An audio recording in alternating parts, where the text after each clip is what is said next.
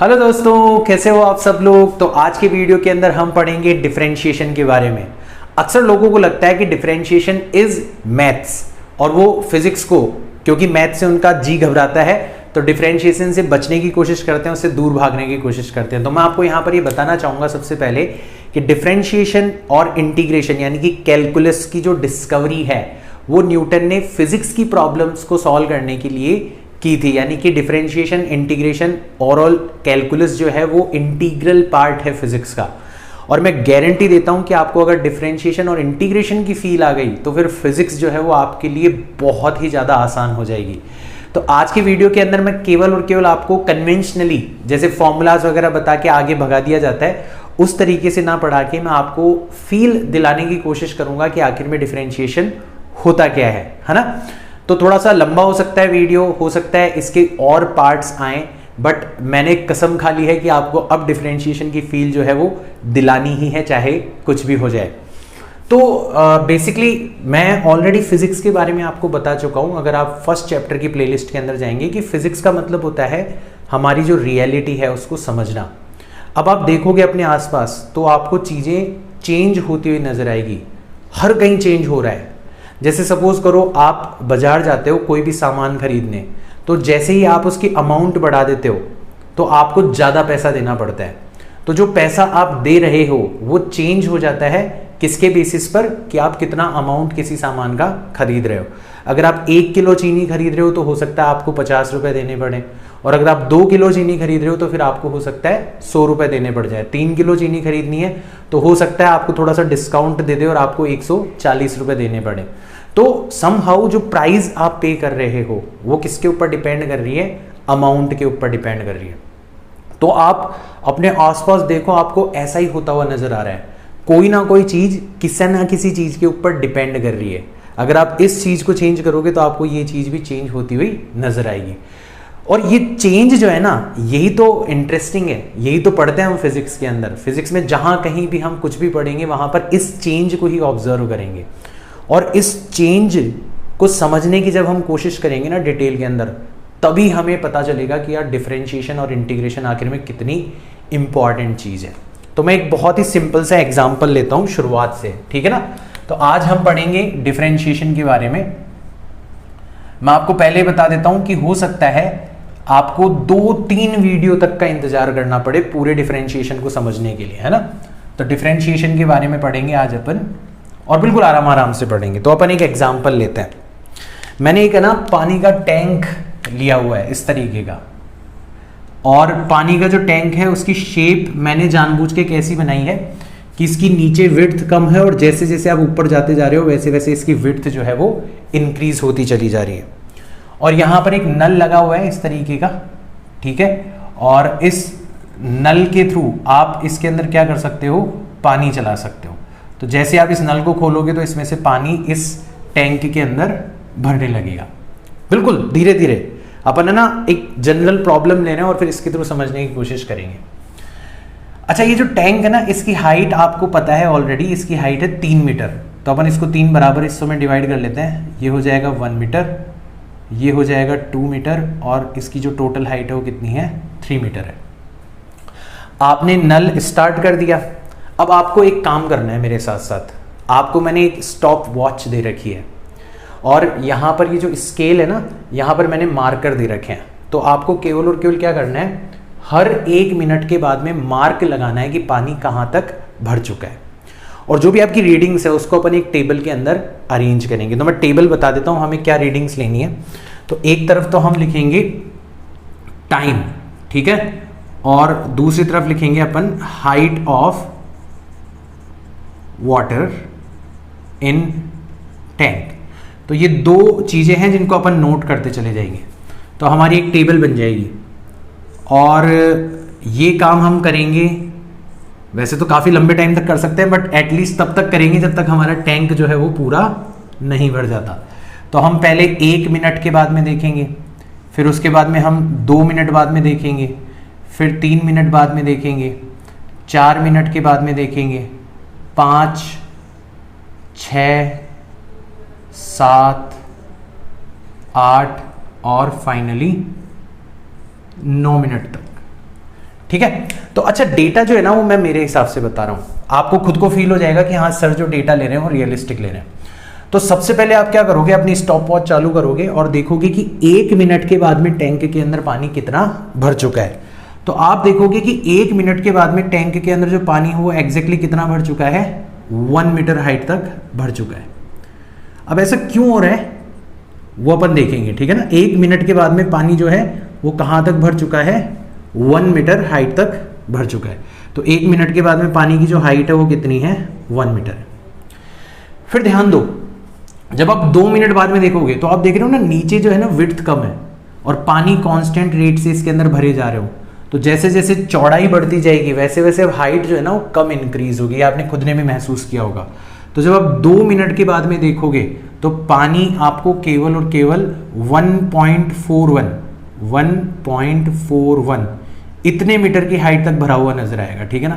तो यहां तक आपका पानी भर चुका होगा जब आप 2 मिनट्स के बाद में देख रहे हो। तो पहला मार्कर आपने यहां पर लगाया था, दूसरा मार्कर आपने यहां पर लगाया। तो 2 मिनट के बाद में पानी भर चुका है 1.41 मीटर्स तक। फिर 3 मिनट के बाद में देखोगे तो 3 मिनट के बाद में पानी जो है वो भर चुका होगा 1.73 मीटर्स, ठीक है। यानी कि यहां पर हमारा मार्कर होगा। तो पैटर्न आपको समझ में आ गया ना, जैसे जैसे आपका टैंक भरता जा रहा है क्योंकि इसकी विड्थ इंक्रीज होती चली जा रही है तो हाइट जो है वो कम इंक्रीज होगी। तो ये आपका तीसरा मार्कर होगा 1.73 मीटर। फिर एग्जैक्टली 4 मिनट के बाद में देखोगे तो पानी 2 मीटर की हाइट तक भर चुका होगा। 5 मिनट के बाद में देखोगे तो लगभग 2.23 मीटर तक की हाइट तक भर चुका होगा।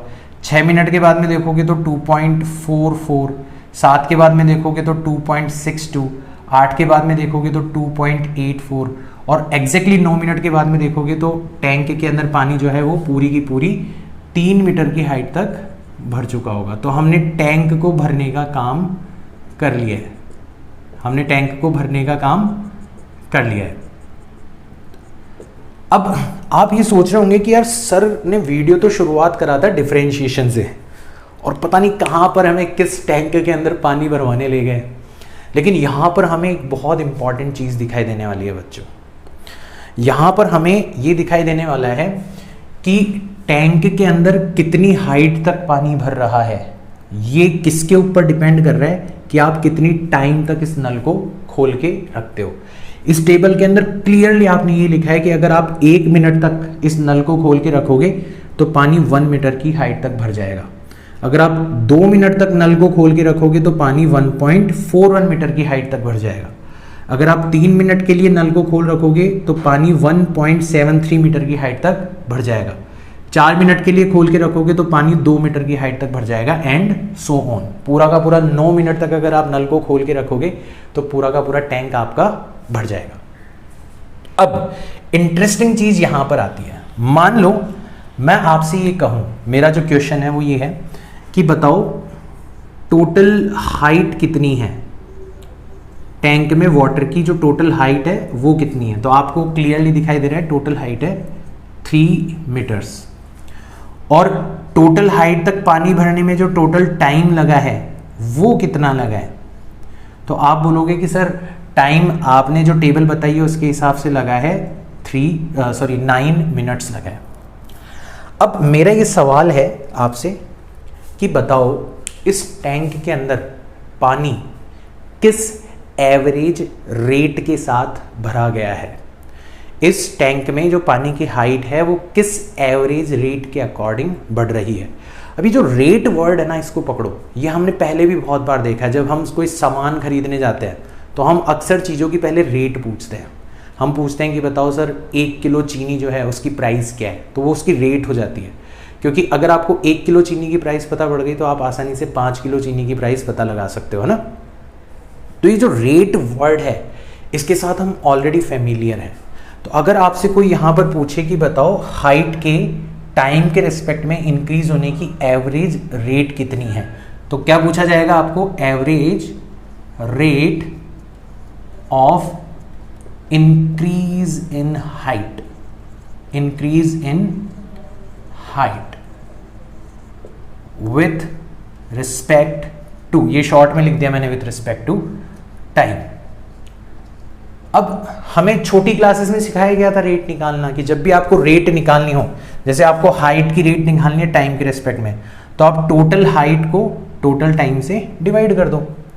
भाई अगर मैं आपको ये कहूँ कि मैं 10 किलो चीनी 100 रुपये में लेके आया हूँ, तो बताओ चीनी की रेट कितनी है?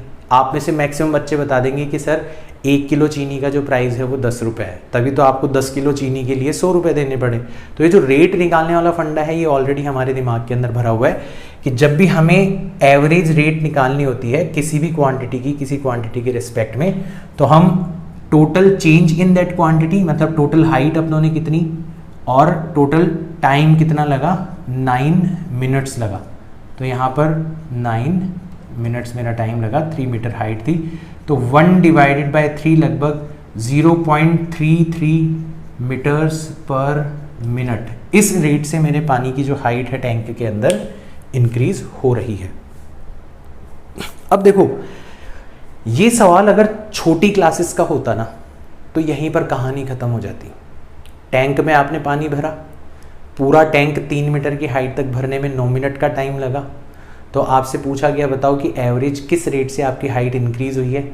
आपने टोटल हाइट को टोटल टाइम से डिवाइड कर दिया और आपने बता दिया कि on an average her minute लगभग पानी कितनी हाइट तक इंक्रीज हो रहा है, 0.33 मीटर्स की हाइट तक इंक्रीज हो जा रहा है।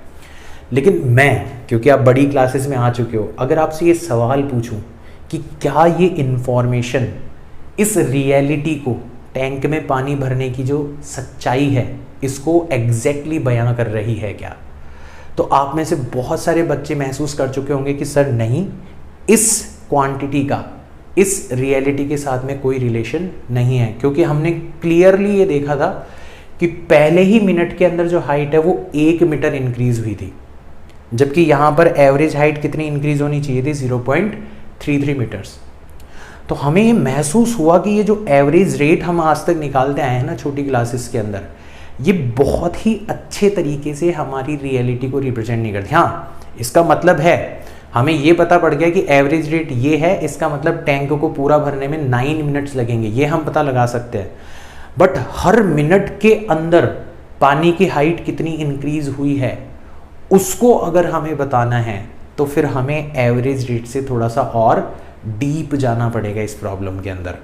और यहीं पर बच्चों आपको समझ में आएगा डिफरेंशिएशन, कि डिफरेंशिएशन आखिर में आता कहाँ पर है।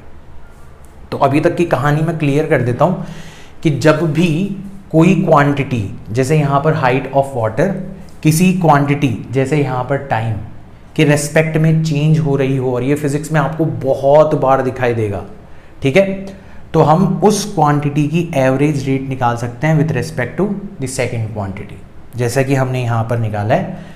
बट वो जो एवरेज रेट हमने निकाली है वो बहुत ही ज़्यादा अच्छे तरीके से हमारी रियल सिचुएशन को रिप्रेजेंट नहीं करती, तो हमें प्रॉब्लम के और अंदर जाना पड़ेगा। अब यहाँ पर हम ये देख रहे हैं कि असल में ये इसलिए इस सच्चाई को ढंग से बयान नहीं कर रही क्योंकि हमने टैंक की शेप इस तरीके से ली है कि जो टैंक के अंदर हाइट बढ़ रही है पानी की वो कांस्टेंट रेट से नहीं बढ़ रही। अगर आप शुरुआत की 1 मीटर के अंदर देखो तो पानी की हाइट बड़ी तेजी से इंक्रीज हुई है, 1 मीटर हाइट इंक्रीज हो गई। बट आप सेकेंड मिनट की बात करो, मतलब 1 मिनट से 2 मिनट के बीच के टाइम पीरियड की बात करो, तो हाइट उतनी तेजी से इंक्रीज नहीं हुई जितनी फर्स्ट मिनट के अंदर इंक्रीज हुई थी। ऐसे अगर आप थर्ड मिनट की बात करोगे तो वो और भी कम रेट से इंक्रीज हुई है, फोर्थ मिनट के अंदर और भी कम रेट से। देखो ना डिफरेंस, यहां तक 1 मिनट तक इतनी बढ़ गई थी, बट इन दोनों के बीच में देखोगे तो केवल और केवल 0.41 मीटर्स हाइट इंक्रीज हुई है। इन दोनों के बीच में देखोगे तो केवल और केवल 0.73 में से 41 माइनस करोगे तो लगभग 0.33 मीटर आपकी हाइट इंक्रीज हुई है। इसके अंदर देखोगे तो लगभग आपका 0.27 इतना मीटर हाइट इंक्रीज हुई है। तो हर मिनट के अंदर जो हाइट इंक्रीज हो रही है वो धीरे धीरे धीरे धीरे धीरे कम होता चला जा रहा है। तो हमें ऐसा यहाँ से महसूस तो हो गया कि जो हमारी रेट है हाइट के इंक्रीज होने की वो डिपेंड कर रही है कि हम किस टाइम पर बात कर रहे हैं। अगर आप शुरुआत के 1 मिनट की बात कर रहे हो तो रेट बहुत ज़्यादा है, और अगर आप आखिरी के मिनट्स की बात कर रहे हो, 7th, 8th, 9th मिनट की अगर आप बात कर रहे हो तो हाइट के इंक्रीज होने की रेट बहुत ही कम है। तो हमें ये पता चल गया कि rate itself is dependent on the time, rate itself is dependent on the time. और जब ऐसा होता है तो फिर हमें एक और तरीके की रेट निकालनी पड़ती है जिसको हम कहते हैं इंस्टेंटेनियस रेट, जिसको हम कहते हैं इंस्टेंटेनियस रेट, यानी कि किसी पर्टिकुलर इंस्टेंट पर रेट कितनी है। और ये जो मैंने कहा है ना, ये इतना आसान नहीं है निकालना। यहां तक पहुंचने के लिए हमें थोड़ा सा और धीरे चलना होगा, ठीक है।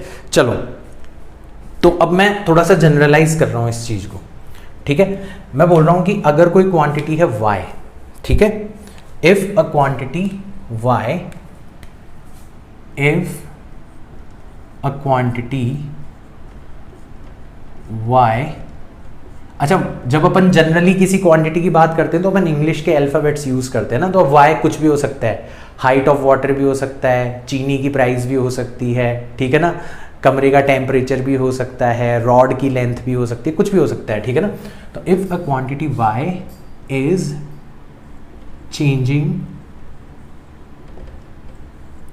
with respect to another quantity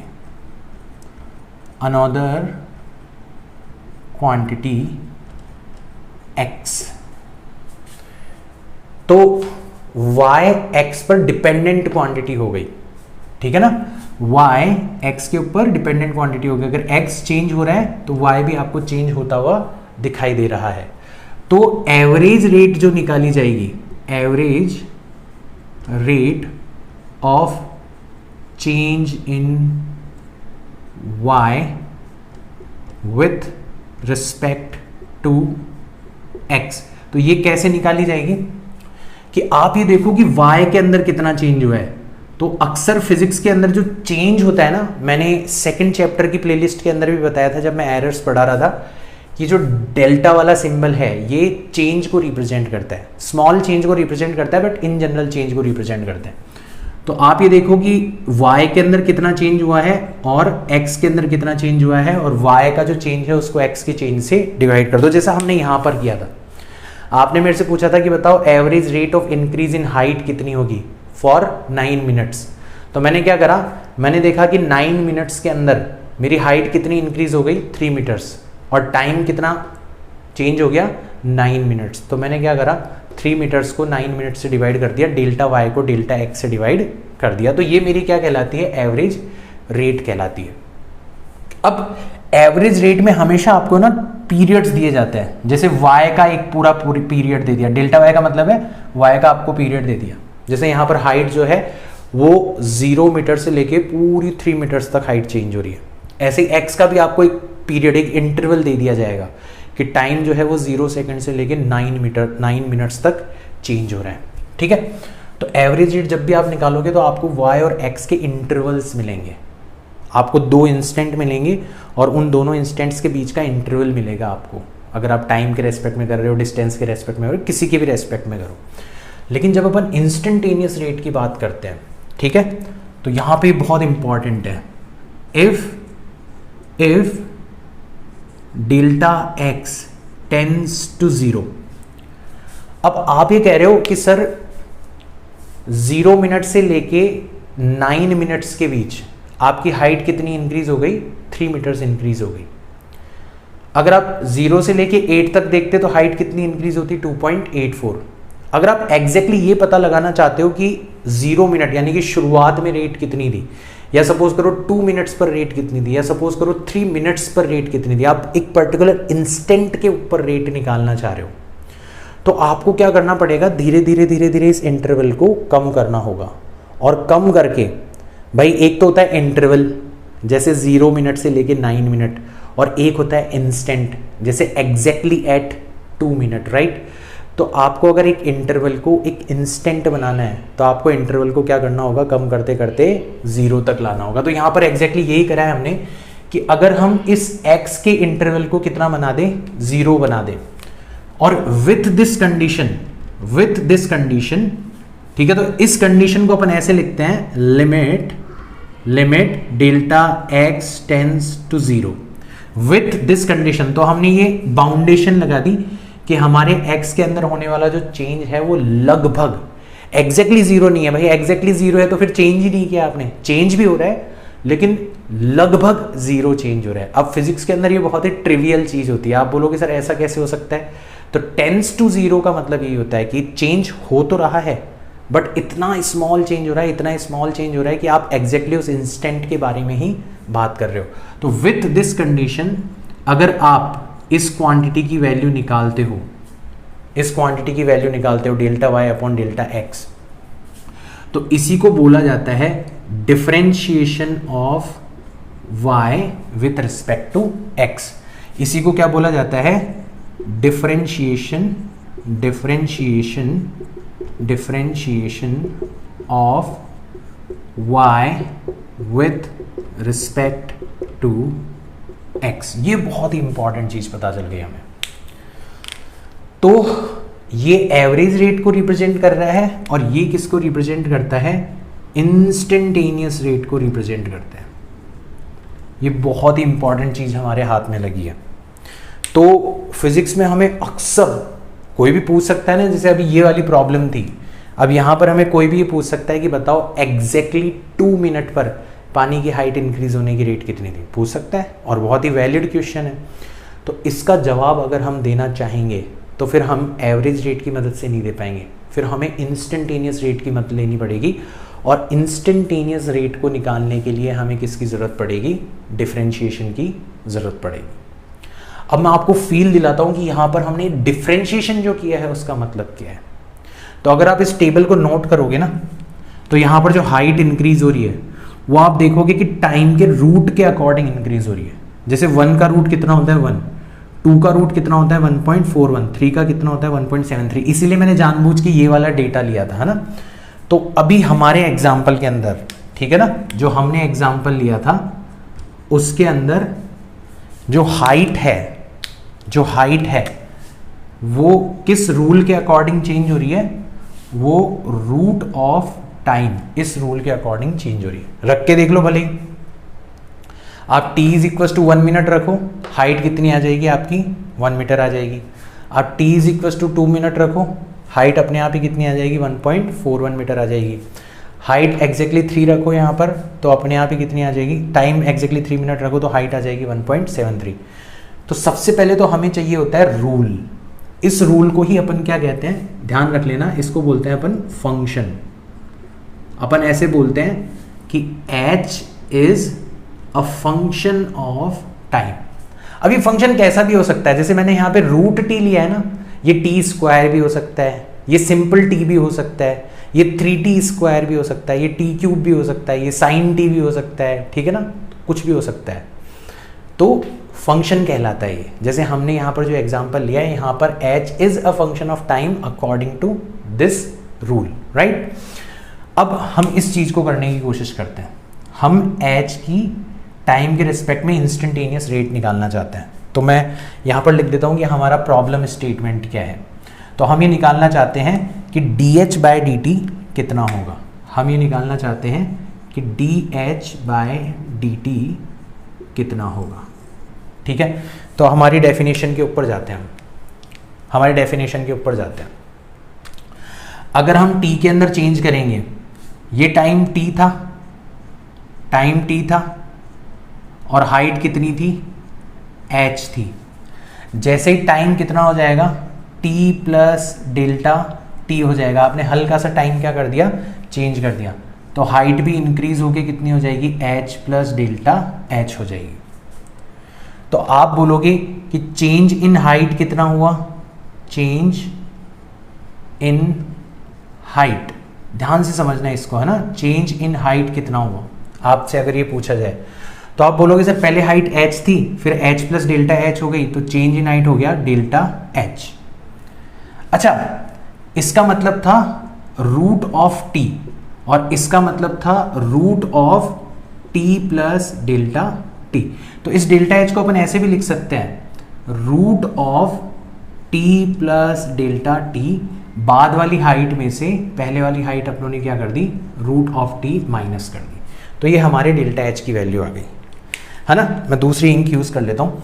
फिर आपसे कोई पूछे कि बताओ चेंज इन टाइम कितना है, ये अगर आपसे कोई पूछे तो बाद में टाइम था t प्लस डेल्टा टी और पहले था t, इसमें से इसको माइनस करोगे तो कितना आएगा, डेल्टा t आएगा। और हमें dh बाई dt निकालना है, हमें dh डिवाइडेड बाई dt निकालना है। तो according to all definition of differentiation it will be equals to limit delta t tends to 0 delta h divided by delta t।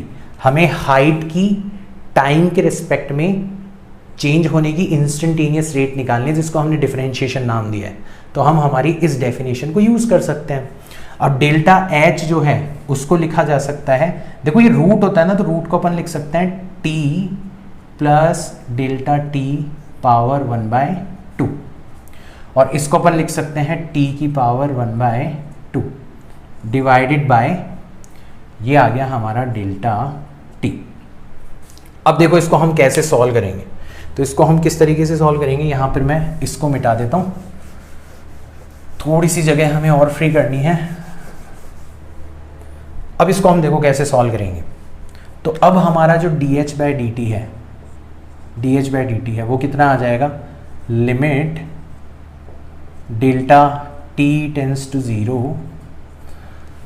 यहाँ पर अगर मैं t की पावर हाफ कॉमन ले लूँ तो t की पावर हाफ मैंने कॉमन ले लिया, तो अंदर बच जाएगा 1 plus delta t upon t की पावर हाफ। ये बहुत इंपॉर्टेंट है, -1। ये आया समझ में। मैंने इसमें से t की पावर हाफ कॉमन ले लिया, तो t की पावर हाफ कॉमन लेने का मतलब है मैंने अंदर t से डिवाइड कर दिया, तो यहाँ पर 1 रह जाएगा, यहाँ पे डेल्टा t अपॉन t रह जाएगा और बाहर आ जाएगा t की पावर हाफ। फिर यहाँ पे भी t की पावर हाफ है, यहाँ पर भी t की पावर हाफ है, पूरे में से मैंने कॉमन ले लिया, तो अंदर कुछ ऐसा बच जाएगा। और नीचे हमारा क्या रखा हुआ है, डेल्टा t रखा हुआ है। ठीक है, अब देखो आपने सबने बाइनोमियल थ्योरम पढ़ी थी और इससे पिछला वीडियो ही था, अगर आपने देखा होगा इस प्लेलिस्ट का जरूर देखना, अगर नहीं देखा तो, कि 1 प्लस एक्स की पावर n जो होती है उसको हम अप्रॉक्सीमेटली 1 प्लस nx लिख सकते हैं। शर्त यही है कि x जो है वो बहुत ही छोटा होना चाहिए 1 से। तो यहाँ पर देख रहे हैं कि हमारा जो डेल्टा t अपॉन टी है वो वाकई 1 से बहुत छोटा होगा। क्यों? क्योंकि डेल्टा t जो है ना वो बहुत ही स्मॉल चेंज है, आपने खुद ने लिख रखा है डेल्टा t टेंस टू 0, इतना छोटा है, तो obviously delta t upon T तो 1 से छोटा होगा ही होगा। यानी कि 1 plus delta t upon T इसकी पावर हाफ को अप्रॉक्सीमेटली लिखा जा सकता है 1 प्लस पावर आ जाएगी आगे डेल्टा t अपॉन टी। और जब मैं ये यहाँ पर रखूँगा तो dh बाई dt की वैल्यू आ जाएगी, dh बाई dt की वैल्यू आ जाएगी t पावर हाफ, अंदर रह जाएगा 1 plus half delta t upon T minus 1 और नीचे डेल्टा t रखा हुआ है। अब देखो इस 1 से ये 1 कट जाएगा, फिर बचेगा केवल और केवल ये, तो डेल्टा t से डेल्टा t भी कैंसिल हो जाएगा, तो केवल और केवल बचेगा t की power half divided by 2t, यानी कि 1 डिवाइडेड बाय 2 टाइम्स t की पावर हाफ, यानी कि 1 डिवाइडेड बाय 2 रूट t। तो ये हमारे dh बाई dt की वैल्यू आनी चाहिए 1 डिवाइडेड बाय 2 रूट t। अब हम हमारा ये जो आंसर आया ना इसको चेक कर लेते हैं कि क्या हमारा जो इंस्टेंटेनियस रेट आया है वो हमारे ऑब्जर्वेशन के अकॉर्डिंग है या नहीं है। तो हमारा ऑब्जर्वेशन क्या था कि जैसे जैसे टाइम बढ़ रहा है वैसे वैसे हाइट के इंक्रीज होने की रेट घट जानी चाहिए। तो यहाँ पे देख लो एग्जैक्टली वैसा ही हो रहा है कि जब आप यहाँ पर t की जगह 1 रखोगे तो रेट आएगी 1 डिवाइडेड बाय 2। जब आप t की जगह 1 रखोगे तो रेट आएगी 1 डिवाइडेड बाय 2। जब आप t की जगह 2 रखोगे तो रूट 2 जो होता है वो 1.41 होता है, 1.41 को 2 से मल्टीप्लाई करोगे तो ऑब्वियसली पहले के कंपैरिजन में डिनोमिनेटर में बड़ा नंबर आएगा, यानी कि पहले के कंपैरिजन में हमारी रेट जो है वो कम आएगी। तो जैसे जैसे आप यहाँ पर t बढ़ाते जाओगे वैसे वैसे आपका जो ये dh बाई dt है ये डिक्रीज होता चला जाएगा।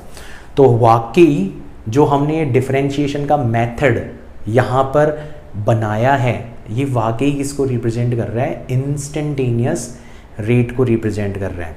तो अब इस वीडियो को देखने के बाद में आपको 2-3 चीज़ें समझ में आ गई। पहला तो ये समझ में आ गया कि फिजिक्स में अक्सर एक क्वांटिटी किसी दूसरी क्वांटिटी के ऊपर डिपेंड करेगी। जब उस क्वांटिटी को आप चेंज करोगे तो डिपेंडेंट क्वांटिटी भी चेंज होगी।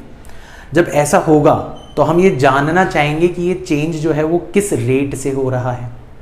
फिर इसको बहुत अच्छे से जानने के लिए हम ये जानना चाहेंगे कि हर इंस्टेंट पर रेट कितनी है, और इंस्टेंटेनियस रेट को जानने के लिए हमें किसका सहारा लेना पड़ेगा? डिफरेंशिएशन का। और डिफरेंशिएशन कोई बाहर से आई हुई चीज़ नहीं है, कोई बाहर से बताया हुआ मेथड नहीं है। हमने खुद ने इस वीडियो के अंदर कंसेप्चुअली डिफरेंशिएशन को इजाद किया है। ठीक है, तो now you should be ready for taking all kind of problems related to differentiation. मैंने बताया था ना कि हमारी ये जो प्लेलिस्ट है इसमें डिफरेंशिएशन के और वीडियोस आएंगे। तो अगर आप इस वीडियो को बहुत अच्छे से देख चुके हो ना, तो आपको इंतज़ार होना चाहिए नेक्स्ट वीडियो का, क्योंकि नेक्स्ट वीडियो में हम डिफरेंशिएशन को अलग तरीके से समझने की कोशिश करेंगे। हम डिफरेंशिएशन को एक मशीन की तरह समझने की कोशिश करेंगे।